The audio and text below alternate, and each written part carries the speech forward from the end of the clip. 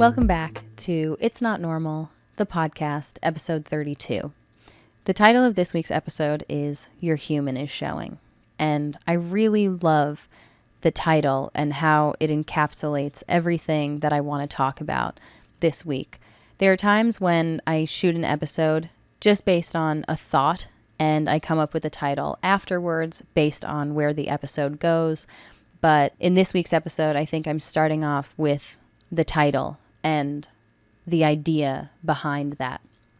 And so I want to talk about some of the different characteristics that make us human that can, at times, intensify an emotionally immature parent or a narcissistic parent's behavior.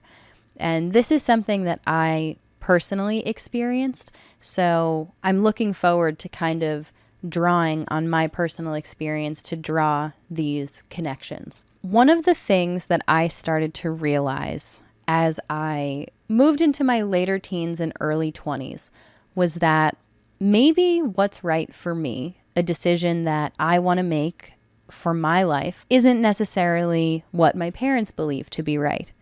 And I remember thinking to myself, like, I think this is what being an adult means. I think this feeling is a lot of that transition from child to adult, where you start to realize that your version of right and wrong might differ from that of the people who raised you and guided you to the best of their abilities throughout your childhood.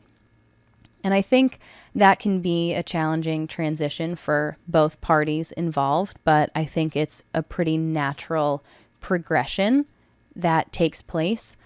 And the difference, I think, when you're dealing with emotionally immature parents is the more that you start to lean into your individuality and your ability to make decisions for yourself, the more intense their unhealthy behavior might become. And that can be really confusing and inconvenient at a time when you're making a difficult transition into adulthood. Even just going from 18 to 21, you start to take on a lot more responsibilities than you've ever had in the past. And I think in a lot of ways, it can be so beneficial to have your parents' guidance during that time so that you can start your adult life off on the right foot. But I think for a lot of us who were raised by emotionally immature parents, it's the opposite, where that already challenging time in our life is made even more challenging by the fights that we have to have with our parent to convince them that what we're doing feels right for us, to over-explain the decisions that we're making, and to deal with the guilt or the shame that can come along with making those decisions if your parent disapproves of them. In my personal experience, there were a lot of behaviors that I witnessed and endured that I didn't necessarily know were abnormal or unhealthy until I was out of that environment. But in the moment, I knew that they didn't make me happy. They didn't feel very good. And more often than not, they left me feeling upset. And so in that way, I guess part of me knew that something was off. But throughout my childhood and even my early teens, I think I always found a way to rationalize the behavior and to focus on the positive, all the while being encouraged to completely overlook, tuck away the negative. And I think in a lot of ways, rationalizing unhealthy behavior, especially at the hands of your parents, is a way of coping with it. Because it is abnormal and it is unhealthy and it doesn't leave us feeling good. But I think our brains are wired in a way to make sense of our environment and our surroundings, our relationships. And so I think we can sometimes subconsciously rationalize a lot of toxicity, especially if we don't have a lot of outside perspective. But as you get older, naturally, you start to develop a bit more individuality. Your personality starts to take on new forms, and you might start to gain some outside perspective, which can really shine a light on the behaviors and the dynamics of your relationship between yourself and your parents that you have grown so accustomed to. And so for me, this all happened in my early 20s. It was kind of like this gradual buildup where I started to uncover certain things, and they started to make a bit more sense to me, like, okay, at least I know what not to do when I'm older. I know that this is wrong. And I didn't know the technical terminology. I didn't know as much about the background of where these things came from, but I was able to start to recognize what was good and what was bad. I think I started to have a different opinion on what was going on and what was normal than my parents. And so that was a bit of a step to begin with. I remember even at times trying to set a boundary, saying, listen, these aren't my issues. This isn't my relationship. I don't want to be involved in these arguments anymore. Trying to put my foot down, but failing to maintain those boundaries, because I think when you're all living under the same roof and you have one side of this relationship that won't take accountability, there's no closure, there's no apology, you're just sort of expected to move on. When you're existing so closely together, it gets to the point where things will naturally go back to normal because you're going to share a meal, or you're going to need the other person to do something. You're going to be in the car together for an extended period of time. And it gets exhausting to continue projecting outwards this anger or upsetment that you're feeling internally in an attempt to communicate that this behavior or this experience wasn't okay. And so I remember trying and failing to set and maintain boundaries a couple of times. I started picking up on some of these behaviors. And when I met my husband, that was when I feel like I really started to lean into my individuality. I was prioritizing myself and a relationship that was really important to me for the first time in my life. And I just remember this overwhelming feeling like this relationship, this person, is far too important for me to lose, to just kind of give up on because he's not worth the fighting or the discomfort that these conversations are going to bring into my life between myself and my parents. And so that was sort of the catalyst for me to stand my ground for really the first time in my life. And again, I think this is a very normal course of events for you to get older, start to prioritize yourself, start to make decisions for yourself that are going to start you on a path to creating the kind of life that you want, which might be different than the life that your parents lived or the life that they expected you to live.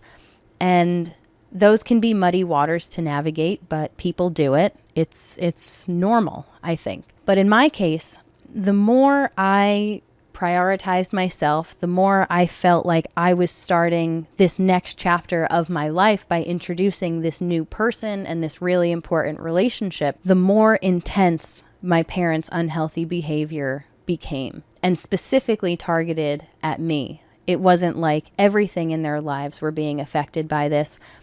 Our relationship was the thing that took the biggest hit.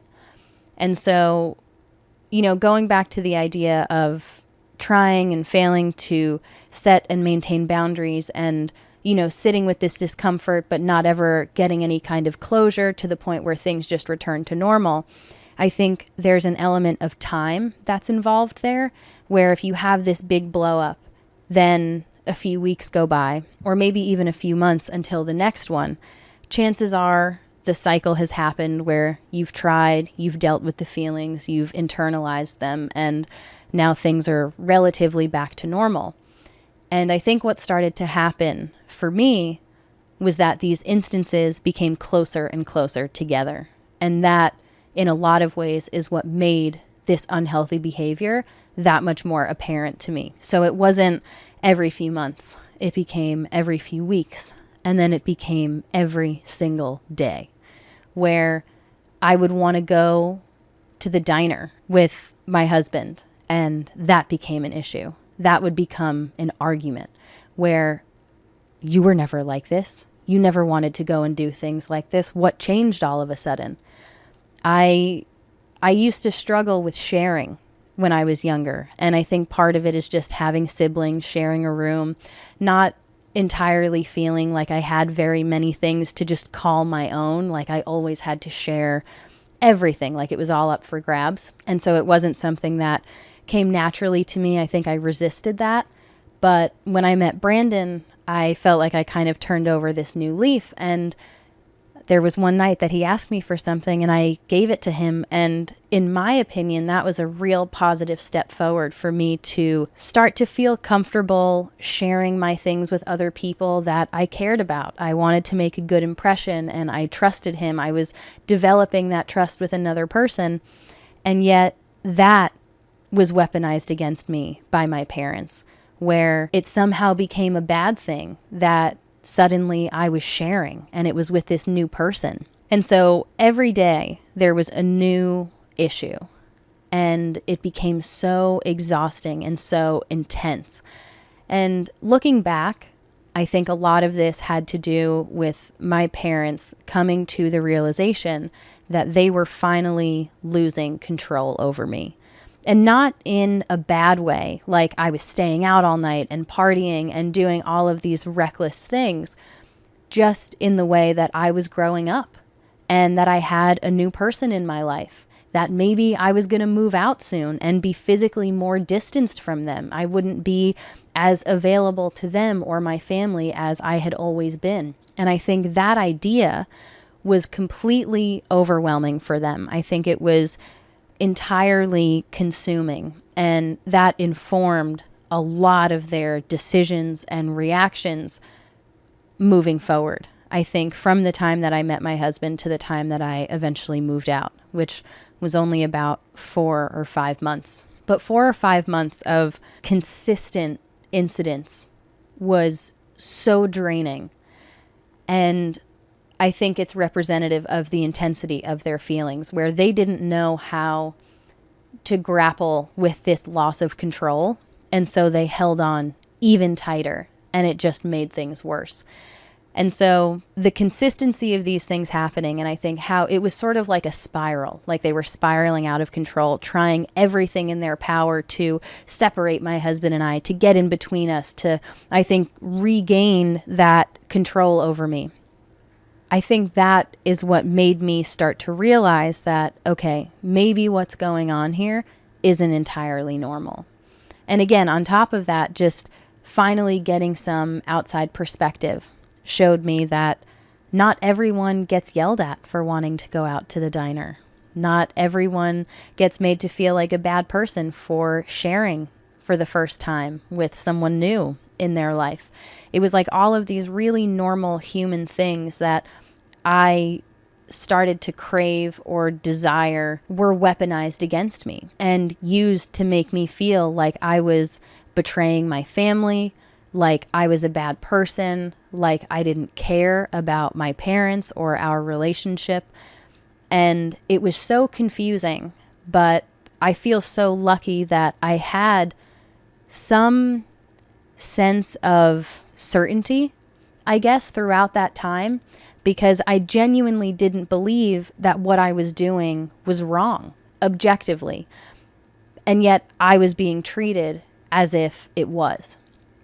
And so I remember for the first time when I did this, I was writing in my journal. Journaling is a really great outlet for me, and it has been for a long time.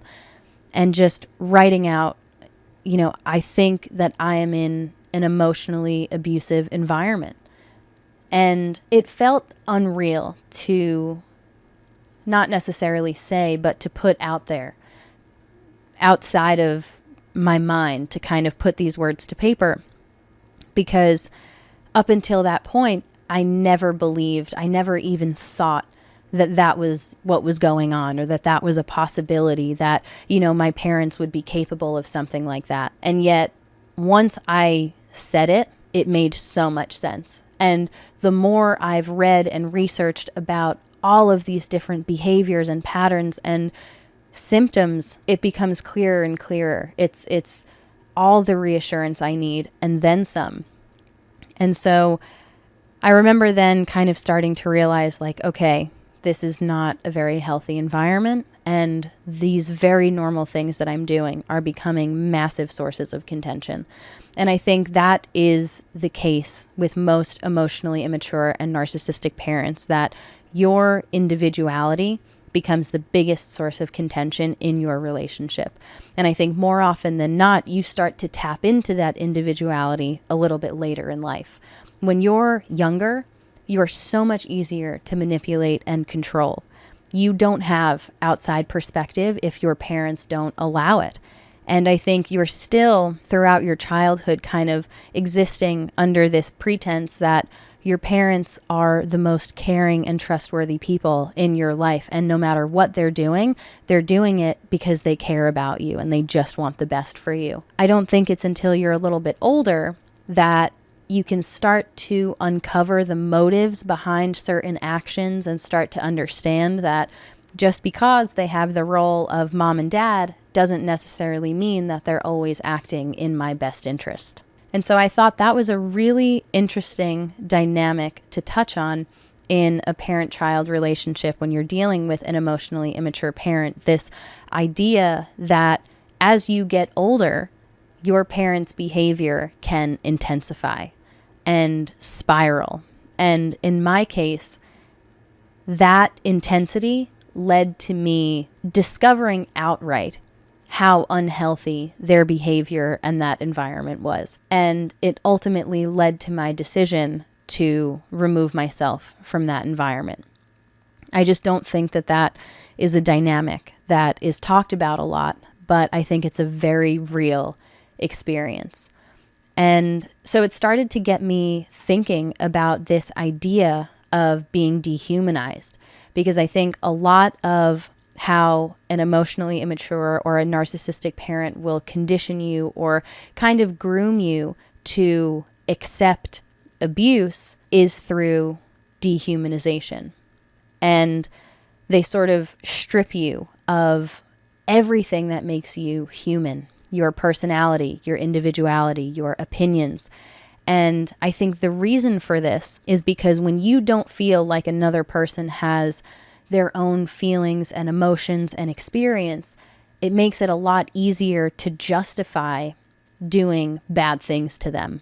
And I think that that is sort of the thought process behind a lot of these different tactics that an emotionally immature parent might employ to maintain control over their child. And, some of the things that come to mind for me that now I consider to be very human, very normal, things like making mistakes. I think for so many of us who grew up in an environment like that, we were taught to fear our mistakes. We felt like every single thing that we had to do, that we put out into the world, had to be the best of the best, leave no margin for error. And carrying that into adulthood can be really challenging, because the truth of the matter is that all humans are flawed. We all make mistakes, and we can't always do the right thing every single time. There are times when we're going to slip up, and we have to learn and understand how to accept that and forgive ourselves and move on from that, so that this mistake doesn't become bigger than it needs to be. And that is something that it's taken me a while to realize, that I'm just a person and I'm not perfect. And striving to be perfect can be really counterproductive. And yet I think when you make mistakes in an environment like that, they inform who you are as a person. Where it's not just, oh, I didn't realize the time I got home 10 minutes late, I'm sorry. It's, I can't believe that you weren't paying more attention to the time. Clearly, this doesn't mean anything to you. I can't believe that you would do this. There's so much weight that's attached to every single decision and mistake that it drives and fuels that perfectionism where you feel like you can never, ever do anything wrong. Otherwise, you're going to be perceived and feel internally like a bad person. But it's normal. To be human is to be flawed, I think, to one extent or another. And there is nothing wrong with that. I think especially as long as you're willing to look in the mirror, to do some self-reflection and to learn from your mistakes so that you don't do the same thing twice, especially if it was hurtful, if it negatively impacted someone in your life that you care about. I think that is where the value in mistakes comes from.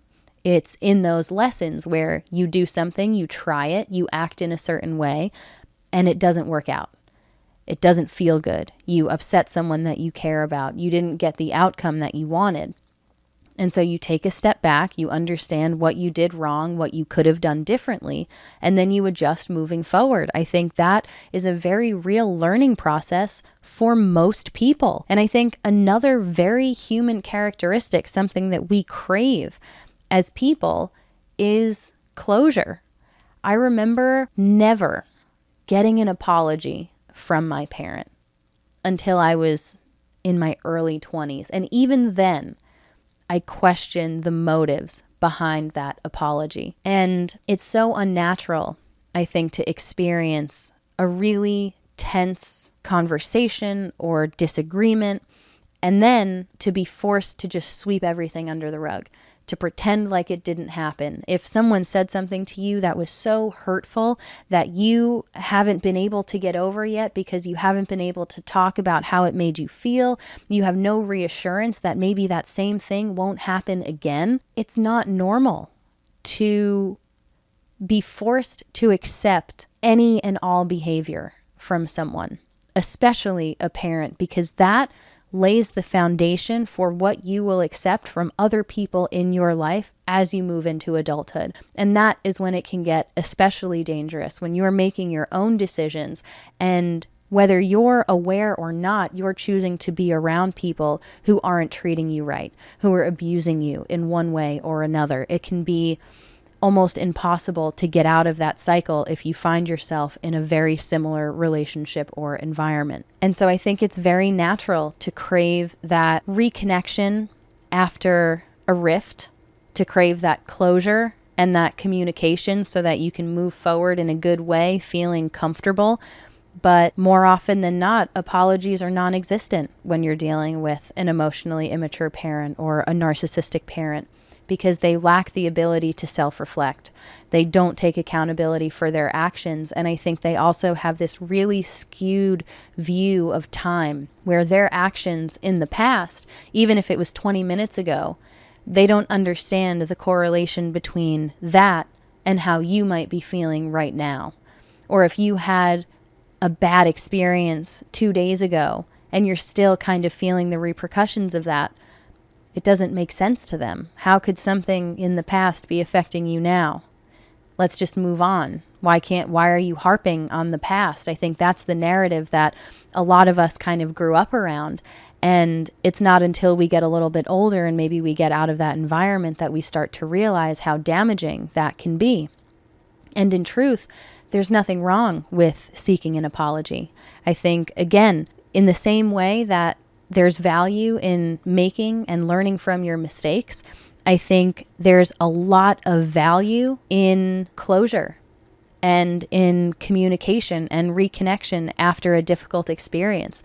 I think that is how you foster and you grow a lot of emotional intimacy within the context of relationships, is by experiencing something that's challenging or stressful and then still being able to come together and make an effort to understand the other person's side, their perspective, all the while acknowledging your own part in it. I think it's how you develop emotional maturity and a healthy relationship to conflict and controversy. I still, to this day, have a fear of controversy. I never want to be the center of an argument. I never want to cause any kind of discomfort. I think it goes hand in hand with a lot of these different people-pleasing tendencies. But The truth of the matter is, especially when I'm dealing with my husband and we face something that's challenging, even if in the moment, right away, it's overwhelming or anxiety inducing and there's a lot of big emotions, we always find a way to come out of it and to never personally attack each other for how we're feeling on the inside. We're not projecting outwards our own insecurities onto the other person or the relationship or this conversation. I think it's all done in an attempt to communicate how we're feeling so that each of us can have a better understanding of where we're at. And it's uncomfortable. I think when you're in a serious relationship, whether it's romantically or with a friend or a family member, when you're dealing with a close-knit relationship, there are going to be times when you have to have uncomfortable conversations. But there's nothing wrong, truly, with discomfort. I think more often than not, it's when you leave your comfort zone that you start to grow.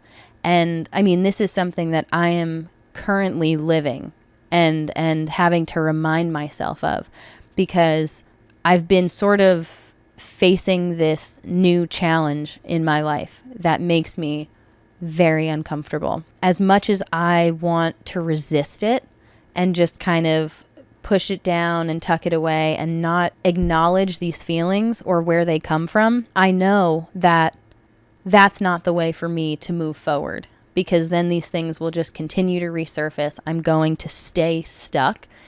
The only way for me to actually move forward in a healthy way is to sit with this discomfort. And that's okay. It's okay to be uncomfortable. It doesn't mean that the world is ending. It doesn't feel as good as being comfortable. And yet I think it's so necessary. But again, when you're raised in that kind of environment, you're not really allowed to express any kind of discomfort. You're not allowed to express how you're truly feeling and expect anything positive in return. I think it's such a one-sided relationship where your parents' emotions and experience consistently take precedence over your own, that you really do start to feel like less of a human, because your feelings and in turn you are sort of cast aside because something else is more important. And I think, in talking about this current challenge that I'm facing, I find myself having trouble believing that I actually have an equal say in my relationship with my partner, that he won't just cast my feelings aside for something that's important to him when it's convenient. I think a lot of this comes from a lot of these different dehumanizing tactics that a parent like this might use to justify their unhealthy behavior, the hurtful things that they say and do to you. It makes you feel less than, like, why should anyone take my feelings into consideration? This isn't something that I'm used to. And again, I sort of find myself having a hard time believing that I can actually voice my opinions, I can communicate how I'm feeling with my partner, and we can reach a common ground. We can compromise and we can work through these things together. It's not like my environment is going to just be happening regardless of how I feel about it, if that makes sense. I think being in that kind of environment for so long, you don't feel like you have any kind of control, because it's sort of like everything is happening around you and there's nothing that you can do to stop it. And you become accustomed to that role. And it feels like despite your discomfort, maybe you expressed an opinion or a feeling that something upset you or that you didn't want to do something, you don't ever really, or maybe rarely, do you ever have a conversation about it and reach some kind of common ground where you feel safe going into this experience before it happens. You can kind of feel forced into these experiences that are incredibly uncomfortable, and yet you feel entirely powerless. And I think that's where a lot of my anxiety and intrusive thoughts come from, in thinking about the future and my role within a relationship, I don't fully feel like I lean into that power, understanding that I am an equal with my partner, that the things that I say and the way that I feel actually do matter. And I think that there's a lot of comfort in realizing that my feelings won't be disregarded and I won't be prematurely forced into an experience that I'm not ready for. And yet that is a completely different experience than I think what so many of us grew up around. And so it can be hard to believe that this is actually life and the way that a relationship can function. It makes me think about the nature of relationships. I think especially when you're dealing with a friendship or a romantic partner, this idea that you're equals and that there's this shared goal of common understanding.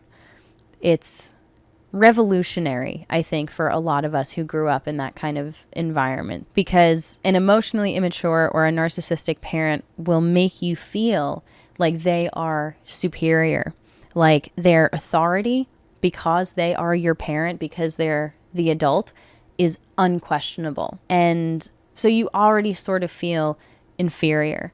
I think there's a power dynamic. I think there's an obvious size difference. I think there's a level of safety that's involved where you want to feel protected by your parent. And so you're willing to let go of a lot of these different things that make you who you are, that make you human, to maintain that connection. And so there's this level of superiority that I think can be really challenging to shake and to not either consciously or subconsciously apply to future relationships in your life, where you automatically feel like the inferior member of that relationship, like nothing that you say or feel carries as much weight as the other person. And I think there's also a really unique dynamic, I think, when you're dealing with a parent-child relationship, because of how vulnerable you are as a young child.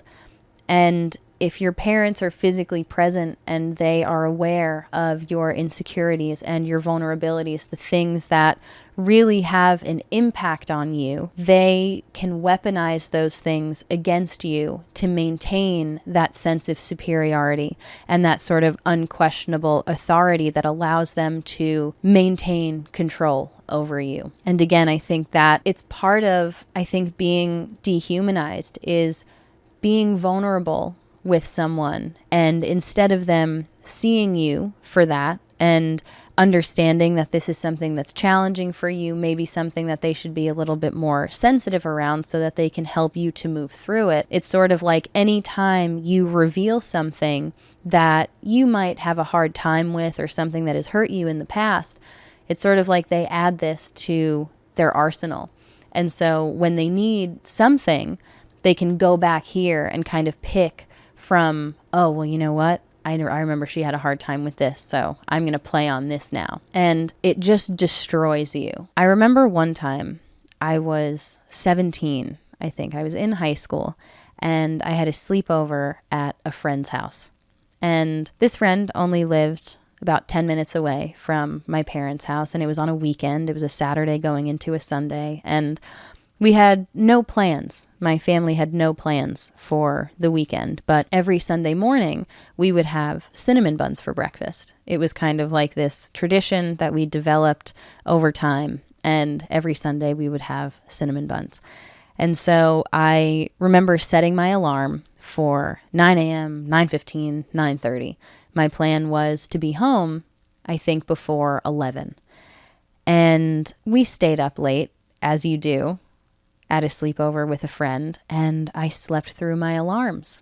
And by the time I woke up, it was almost 11 o'clock, and I woke up to a barrage of text messages just saying how I was such a disappointment as a daughter and that family traditions mean nothing to me. And that was really difficult for me to hear, because I think out of all of my siblings, I was always the most tight-knit. I think I valued, and not to discount their experience, but I think in what I observed, it always felt like I valued and really sort of looked forward. I held on tight to these family traditions. They meant a lot to me. I was a very sentimental person. I still am. And that, I think, is something that's very true to my nature. I don't necessarily think that me being sentimental is a learned behavior. It's something that still makes me feel good in a healthy way in my life now. So in that way, it feels like a part of who I was and who I want to continue to be moving forward, if that makes sense. And so for whatever reason, I guess because I wasn't home right on time, or because I had overslept and I didn't answer the messages, this part of me that was very important was kind of flipped and used against me to make me feel like a bad person, to make sure that I never slept through an alarm again, that I never maybe even wanted to have another sleepover at a friend's house again, because I was fearful of what would happen if I stayed up too late and slept through my alarms. And what does that do? When you think back, right? Hindsight is 20/20. I'm around more. I'm available to my parent more. There's less of an opportunity for me to develop any kind of outside perspective in seeing other parent-child relationships. There's less opportunity for me to confide in a friend about something that maybe I'm having a hard time with in my personal life, and to get some more objective advice from someone outside of my immediate family. I think individuality and other relationships are incredibly threatening to emotionally immature parents, and they will kind of break down all of these different aspects of your personality and associate them with mistakes that you've made or times that you've slipped up, so that you fear ever doing those things again because you don't want those parts of you to be taken away or sort of chipped away at and feel like they're not a part of you anymore. It's like you have to fight against them. So now you'll be even more present. You'll be early. You'll always be on time. And again, when you kind of look back and you see what that means from their perspective, it just means that they have more control. Moving forward, I think one of the best ways to allow yourself to show these more human characteristics, to allow yourself to be vulnerable, is to understand that healthy relationships will include communication and compromise and a genuine effort to better understand your experience and your perspective. And if relationships in your life don't involve those things and leave you feeling less than, like parts of your personality and individuality are being systematically deconstructed, then chances are that's an unhealthy dynamic. But it can be so hard to even know what to look for if you were raised in that kind of environment, because again, you sort of accept your role within the chaos. You accept the fact that as a child, there's really not much that you can do to change the course of events. And so you find ways to deal with it, you cope, and depending on how long you're in it, you might just start to feel like that's normal. And you might start to expect that same behavior from other people, which can land you in a very similar relationship or in a healthy relationship if you're lucky, but then you might be projecting subconsciously these same unhealthy behaviors onto an otherwise healthy partner, which can bring to the surface its own problems. And that's why I think this is really important to talk about, because it can be so challenging to humanize yourself after for so long feeling like the only way to stay safe was to completely forego everything that made you who you are. So with that, I think I'm going to wrap up this week's episode. I hope you enjoyed it. I hope you were able to take something positive from it. If you enjoyed this week's episode, please be sure to give it a like. If you're watching on YouTube, subscribe to our channel. Or if you're listening on Spotify, please be sure to leave us a rating. I'll be back next week with another episode of It's Not Normal, the podcast. Bye.